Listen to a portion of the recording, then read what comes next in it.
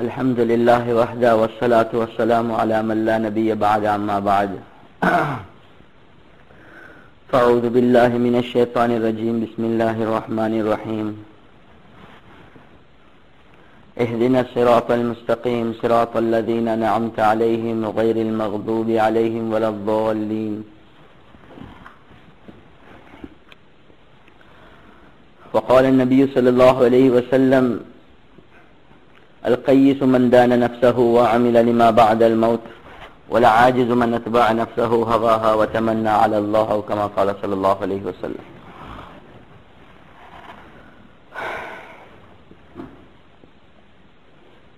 நாங்கள் அல்லாஹ்வுக்கு சுப்ஹானஹு வ தஆலாக்கு ஷுக்ர் செய்யணும். அல்லாஹ்வுக்கு சுப்ஹானஹு வ தஆலா எங்களை தேர்ந்தெடுத்து இந்த இடத்துக்கு அனுப்பியிருக்கிறான். அப்படிதானே?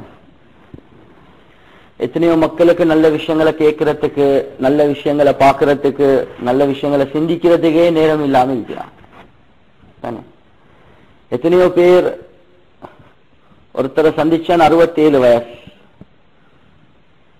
67 வயசுல அவரை சந்திச்சு நல்ல விஷயங்களை சொல்ல போல அவர் அழுகுறார்.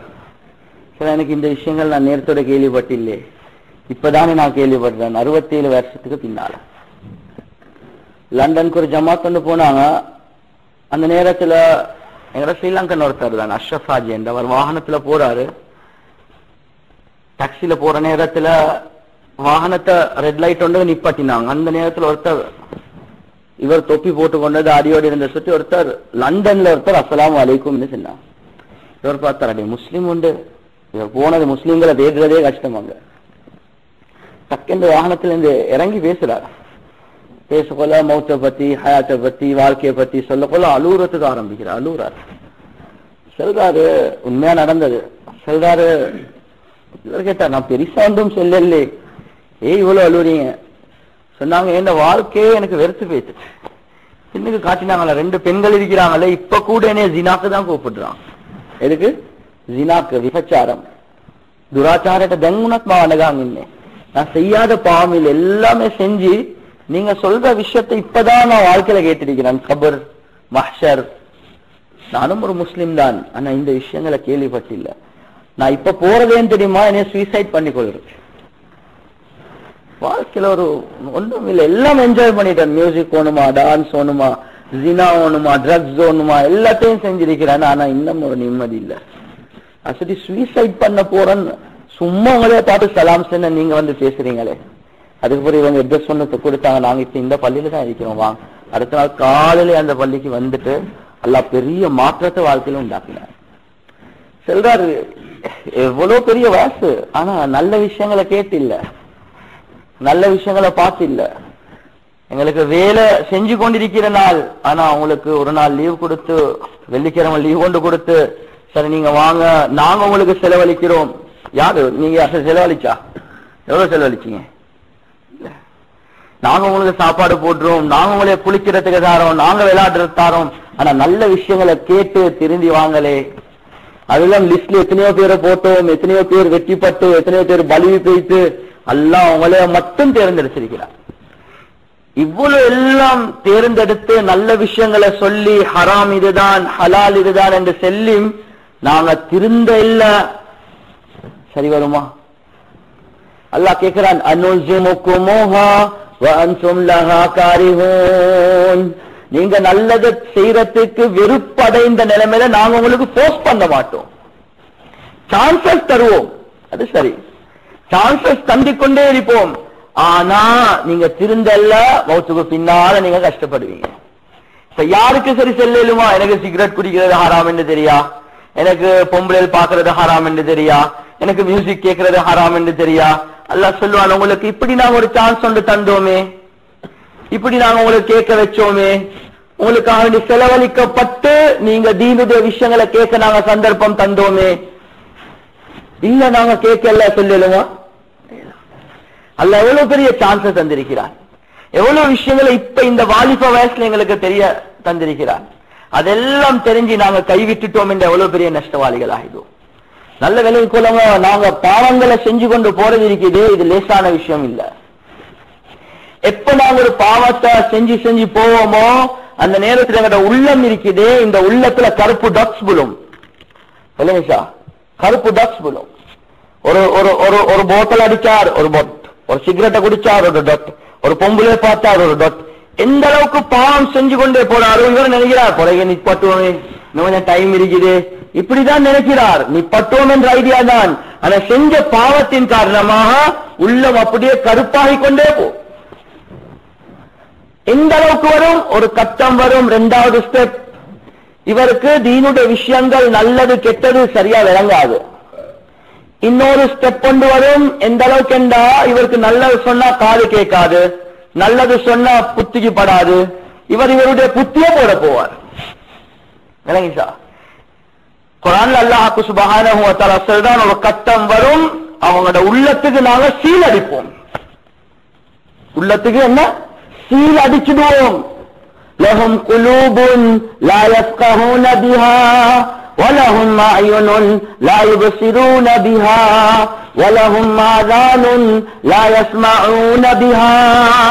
அல்லாஹ் சொல்றான், சில மக்களுக்கு உள்ளங்கள் இருக்குது, ஆனா நல்லதை நினைக்க மாட்டான். கண்கள் இருக்குது, நல்லதை பார்க்க மாட்டான். காதுகள் இருக்குது, நல்லதை கேட்க மாட்டான். அல்லாஹ் சொல்றான், உலாயிக கல்லனாம், அவங்க மிருகங்களை போல, மனுஷனை போல அல்லாஹ் சொல்லல. பல்ஹும் அபல், அல்லாஹ் சொல்றான் மிருகத்துக்கு பார்க்க கெட்டவனா இருக்கிறார். அல்லாஹ் எவ்வளவு கண்ணியமான மக்களாக வச்சு எவ்வளவு எல்லாம் நியமத் கொடுத்து அந்த ரப்புக்கு நாங்க மாற்றம் செஞ்சு அல்லாஹ் சொல்ல, நீ நாய்க்கு பார்க்க கேவலண்டா, எப்படி இருக்கு? நீ கழுதைக்கு பார்க்க கேவலம், இவ்வளவு எல்லாம் உனக்கு செல்லி இந்த நீ திருந்தல்லையா? அல்லாஹ் கேட்பான்.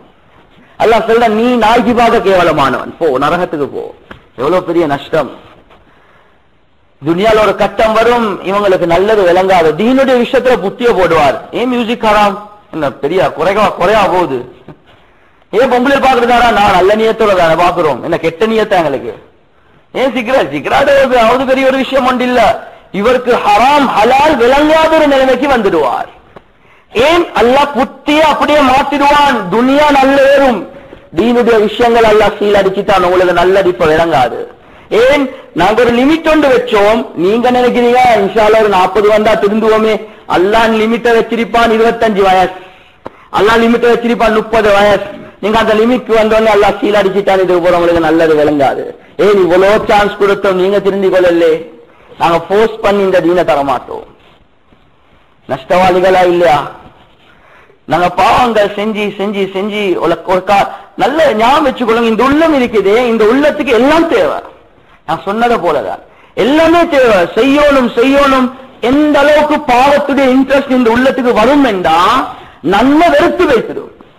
ஹதீஸ் நபி ஸல்லல்லாஹு அலைஹி வஸல்லம் சொன்னாங்க, மா மின் முஸ்லிமின் யன்ظر الى محاسن امرأة نبل مرة ثم يغض بصره الا احدث الله عبادة يجد حلاوتها.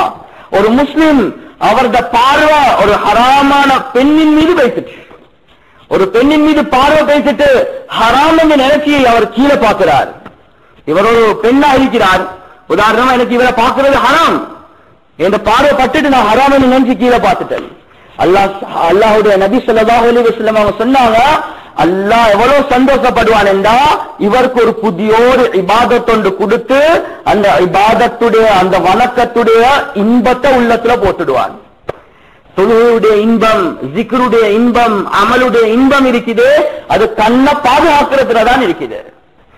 இதே ஹதீஸ் உலமாக்கள் சொல்றாங்க, யார் ஒரு பொம்பளைய பார்த்து கொண்டே இருக்கிறாரோ இவர் வளமையா செய்யற அமல அப்படியே கலட்டிட்டு தொழுகிறவர் இப்ப தொழுகை இல்லாம பேசிட்டு, ஜிக்ர் செஞ்சவர் ஜிக்ர் இல்லாம பேசிட்டு, அமல் செஞ்சவர் அமல் இல்லாம பேசிட்டு, அது அல்லாஹ் கலட்டிட்டு அந்த தொழுகை ஜிக்ர் அமல் குர்ஆனுடைய வெறுப்பு உள்ளத்துல போட்டுடுவார்.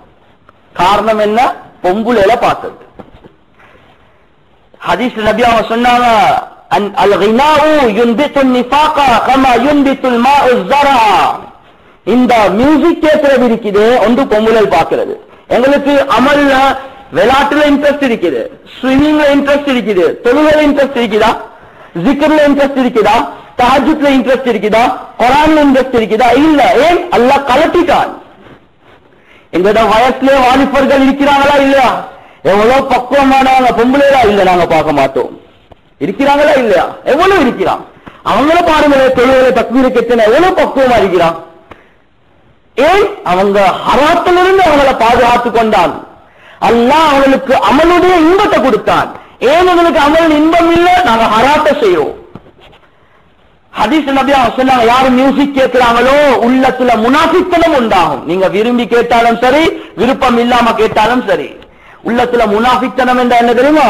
வெளிரங்கமா பாக்குறதுக்கு களிமா சொன்னவர் தான், ஆனா உள்ளத்துல அமலுடைய அல்லாஹ்வுடைய பயமோ ரசூலுடைய விருப்பமோ ஒன்றுமே உள்ளத்தில் இருக்காது. பாக்குறதுக்கு பேர் முர்ஷித், ஆனா செய்யற வேலை காஃபிருடைய வேலையா இருக்கும். அப்ப ஒவ்வொரு நாளும் நாங்க பாவம் செய்ய செய்ய என்ன நடக்கும்? எங்களோட உள்ளம் மௌத்தாகிடும். உள்ளம் மௌத்தாகி பாவம் மட்டும் செய்வோம், நன்மைகளை விளங்காது. அல்லாஹ் சீலடிச்சிடுவான் உள்ளத்துல. நல்ல விஷயங்களை கேட்போம், ஆனா ஏறாது. அதே நிலைமையில நாங்க வஃபாத் ஆகிட்டோம் என்ற எவ்வளவு பெரிய நஷ்டம், எவ்வளவு பெரிய நஷ்டம். அல்லாஹ் தான் எங்களை பாதுகாக்கணும். குறுகிய கால துனியாவுடைய வாழ்க்கையில நாங்க எங்களை திருத்திக் கொள்ள இல்ல, பெரிய நஷ்டவாளிகள் ஆகிடுவோம். பாவங்கள் செஞ்சு செஞ்சு சில மக்கள் வஃபாத் ஆகிடுவாங்க. குர்ஆன்ல அல்லாஹ் சொல்றான், அந்த மனிதர்கள் வஃபாத் ஆகக்கூடிய நேரத்துல அல்லாஹ் குர்ஆன்ல சொல்றான், யضربون وجوههم وادبارهم, அந்த மக்களுடைய முதுகுக்கும் முகங்களுக்கும் மலக்குமார்கள் அடிச்சு கொண்டே இருப்பாங்க சக்கராத்ல. சக்கராத்துடைய வேதனை எவ்வளவு கஷ்டம். ஒரு ஆட்டை உசுரோட இருக்கக்குள்ள தோலை உரிச்சு எடுத்தா எவ்வளவு கஷ்டமா இருக்கும். ஒரு ஆட்டுட உசுரோடு இருக்கக்குள்ள தோலை உரிச்சு எடுக்கிறது எவ்வளவு கஷ்டமா இருக்கும். அத போல கஷ்டமா இருக்கும் சக்கராத்துடைய வேதனை. இவர் பாவம் செஞ்சவர், இவர் சக்கராத்தில் இருக்கிறார், அவருக்கு இவ்வளவு பெரிய கஷ்டம் வரும். அதே மாதிரி மலக்குமார்கள் முகங்களுக்கும் முதுகுகளுக்கும் அடிச்சு கொண்டே இருப்பான். எவ்வளவு பெரிய கஷ்டம். பக்கத்துல மக்கள் கேட்பாங்க, வக்கீல மன்றாப்பா, இவருக்கு ஓதி பார்க்கறதுக்கு யாரும் இல்லையா? இவர் இவ்வளவு கஷ்டப்படுறாரு, இவருக்கு உதவி செய்யறதுக்கு யாரும் இல்லையா? எவ்வளவு கத்துவார். மலக்குமார்கள் பயங்கர தோற்றத்துல வருவாங்க, ரூஹ கடினமான முறையில் எடுப்பாங்க. எங்களுக்கும் ஒரு மவுத் இருக்குதா இல்லையா? எப்ப மவுத்தாக போனீங்க? எப்போ? அல்லாஹு ஆலம். மவுத்துக்கு தயாரா? மவுத்தாகினாலும் நாங்க இப்ப சொர்க்கத்துக்கு போவோமா நரகத்துக்கு போவோமா? அல்லாஹ் இப்ப என்னோட கூட்டாளியா இருக்கிறானா கோபமா இருக்கிறானா? யோசிச்சு பார்த்தோமா? அல்லாஹ் கூட்டாளியா இருக்கிறானா? சரியா? கூட்டாளியா இருப்பானா? என்னோட முஹப்பத் வைப்பானா? கொஞ்சம் யோசிக்கணும். மவுத்து வந்துட்டு எவ்வளவு பெரிய கஷ்டம். ஒருத்தர் வஃபாத் ஆகிட்டார், அவருடைய மையத்தை தூக்கி கொண்டு போற நேரத்தில் எவ்வளவு கஷ்டமா இருக்கும். கபர் எவ்வளவு கஷ்டமா இருக்கும். நபி அவங்க சொன்னாங்க, இன்னமல் கபரு ரௌலத்துன் மின் ரியாலில் ஜன்னah அவ் ஹுஃப்ரத்துன் மின் ஹுஃப்ரின் நீரான். இந்த கபர் இருக்குதே, ஒன்றோ சொர்க்கத்துடைய பூஞ்சோலையா இருக்கும் அல்லது நரகத்துடைய படுகொலியா இருக்கும். கபர்ல எல்லாமே வச்சுட்டு மண்ணை போட்டுட்டு வந்துடுவாங்க. யார் எவ்வளவு இருக்க போறாங்க? நாங்க செஞ்ச அமல்களா இல்லையா? நாங்க தொழுந்த தொழுகையா இல்லையா? நாங்க செஞ்ச ஜிக்ரா இல்லையா? நாங்க செஞ்ச பாவங்கள் என்றா எவ்வளவு பெரிய கஷ்டமா இருக்கும் அந்த வாழ்க்கை. கேள்வி கேட்கப்படும், மன் ரப்புகா வமா தீனுகா வமன் நபியுகா, எத்தனையோ கேள்விகள். சரி, கியாமத்துடைய நாள் எலுமினா, கியாமத் நாள் எலுமினத்துக்கு பின்னால எவ்வளவு பயங்கரமான நாள். ஆதம் அலைஹிஸ்ஸலாத்து வஸ்ஸலாம் அவங்களிருந்து கடைசியாக வந்த மனிதர் வர காட்டில் அல்லாஹ் முழு மனித சமுதாயத்தையும் முன்னுக்கு வைப்பான். முன்னுக்கு வச்சு அல்லாஹ் கேள்வி கணக்கு கேட்பான். குர்ஆன்ல ஹதீஸ்ல தெளிவாக வந்திருக்குது. ஹதீஸ் நபி அவங்க சொன்னாங்க, மா மின் முஸ்லிமின் யன்துரு இலா மஹாசின் இம்ராஅத்தின் மா மின் முஸ்லிமின்.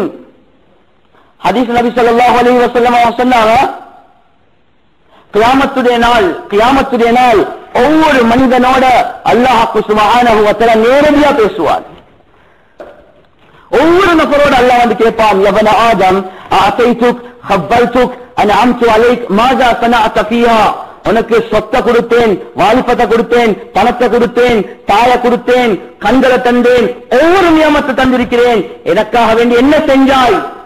என்ன பதில் சொல்ல போறோம்? கணக்கு வழக்குகள் காட்டணும். ஒவ்வொரு சதத்துக்கும் கணக்கு வழக்கு காட்டணும். யா அல்லாஹ், இதே நான் ஒருத்தருக்கு சதகா கொடுத்தேன் யா அல்லாஹ், இந்த 10 ரூபா சிகரெட்டுக்கு போச்சு யா அல்லாஹ், இந்த 10 ரூபா போத்தலுக்கு போச்சு யா அல்லாஹ், இது நான் ஒரு சூதொண்டு போட்டேன் யா அல்லாஹ். எப்படி அல்லாஹ்க்கு முன்னால சொல்ல போறோம்? அல்லாஹ்க்கு முன்னால் எப்படி சொல்ல போறோம்? ரப்பு கேட்பானே, ஏன் இப்படி செலவழித்தாய்? நான் தந்ததுதானே, ஏன் ஹராத்துக்கு செலவழிச்சாய், ஏன்